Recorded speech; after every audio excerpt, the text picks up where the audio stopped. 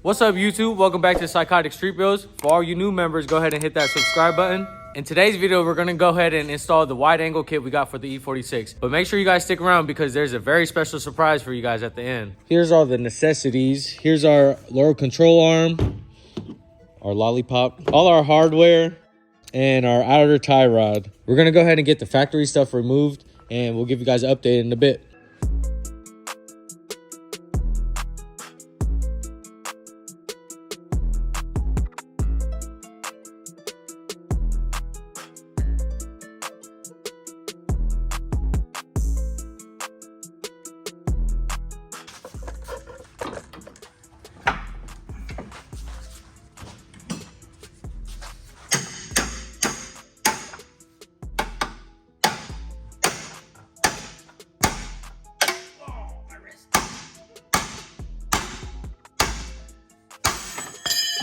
Jesus Christ.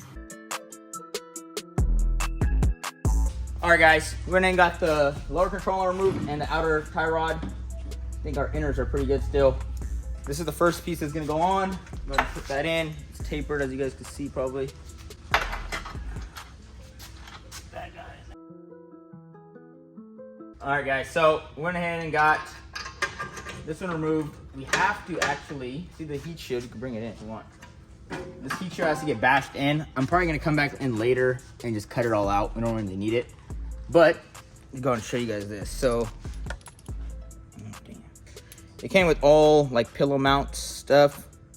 So once we get ready to show put on the control arm, I'll show you guys how this all is gonna go.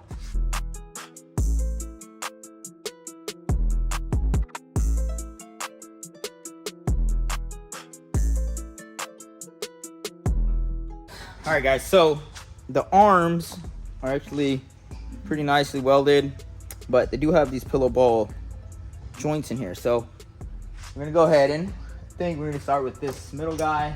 We're gonna start with the middle guy, and then we'll go ahead and move to the lollipop, and then we'll do the front ball joint on the knuckle.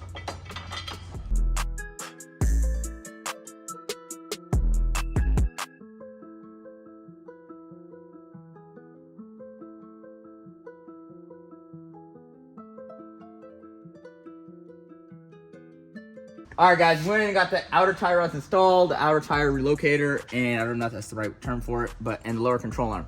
We're gonna go ahead and move on to the lollipop, as some BMW people may consider it. But it's basically the lower mount that goes from the frame, the chassis, to the actual control arm. So it's actually really nice. It's just like that. And go ahead and line up the bolt holes. Also, this kit came with basically these lollipops that are adjustable, so once we're ready for an alignment, they'll be able to adjust our caster. All right guys, so we did already go ahead and do the passenger side earlier. Let me turn the steering wheel. So it was the same steps. Obviously this side only has the headlight height sensor, so we'll go ahead and remove that later, but it's the same process. And basically we did this side first just to make sure we knew exactly where everything was going and how it was getting installed. So now that both sides are installed, let's go ahead and put the wheel back on. You can already see how much bottom of the wheel is kicking out. So we didn't adjust no camber, or this actually doesn't have camber top hats yet, but we will definitely be adding those. Everything seems pretty tight. Let's go ahead and straighten the steering wheel. And we'll go ahead and see how much angle we got.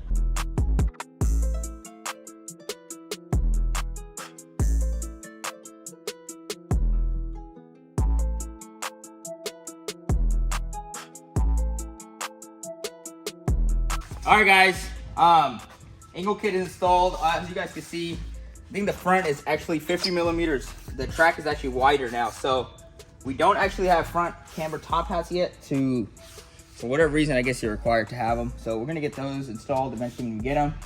But for now, go ahead and see. You guys go ahead and check out the angle it has.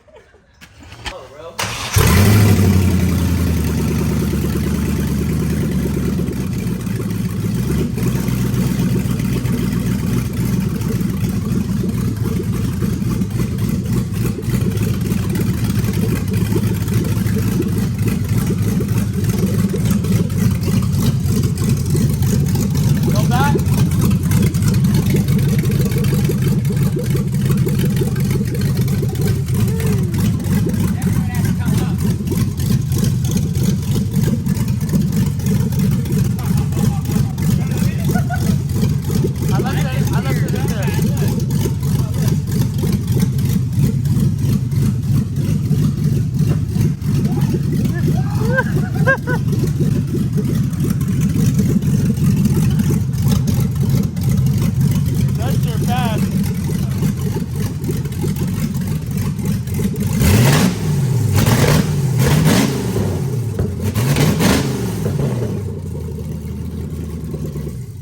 All right, guys, as you can see, the angle kit is installed, and obviously it gives us much more angle, which we're gonna need. You can see how much the wheels are kicked out as well. How much camber it got too. Just a quick update on the car, guys. We also got the whole interior stripped out. Go ahead and show you guys.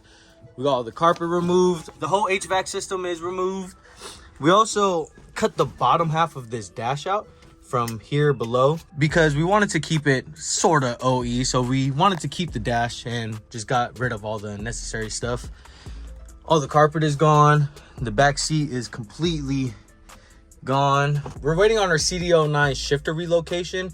It was on back order due to the holidays, whatever the case is. But we also have our hydro.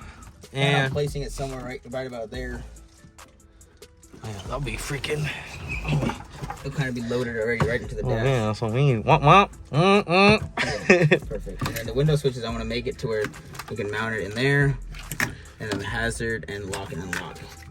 Yeah, I'm glad we got to, I'm glad we decided to keep the dash. Yeah, the dash is actually... It's a nice touch to it. Nice touch. I do want to get floor panels with the dimple dies in it, and then we want to flock the dash, and then eventually we'll get a seat and a steering wheel for this thing. For the door panels, we're not going to keep the factory door panels. Hard Motorsports, I think it is. They make the ABS plastic ones. It has the pull straps and everything on it.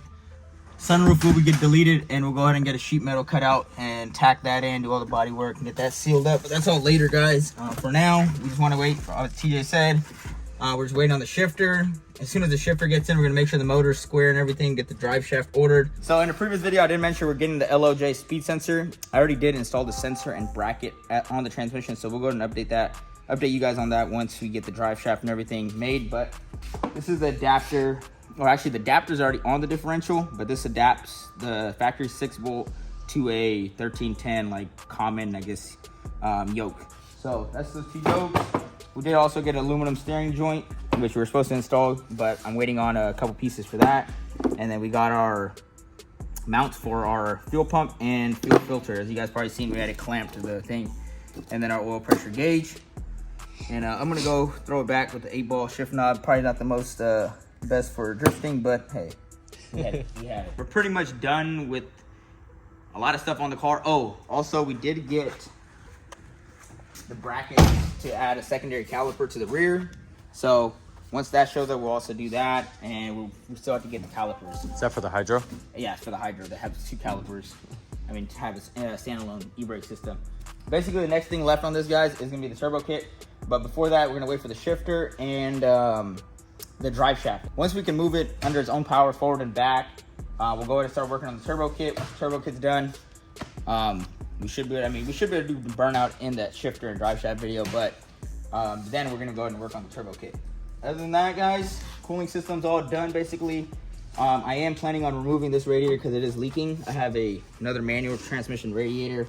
We'll go ahead and just get rid of this whole expansion tank and everything and just put a standalone like inline cap. All right, stay tuned, guys, because this car will be driving on her own pretty soon. But without further ado, let's head to the house and let me show you that surprise I got waiting for you guys.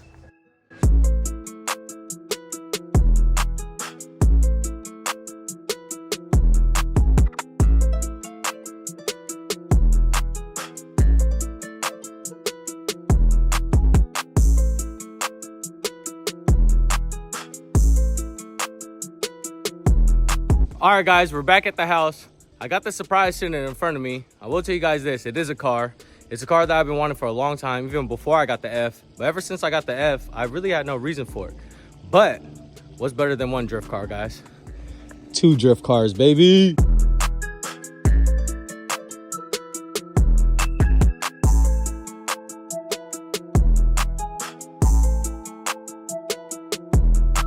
What we have here, guys, is a 2004 Lexus IS 300. The interior is pretty clean. Let's go ahead and take a look at that.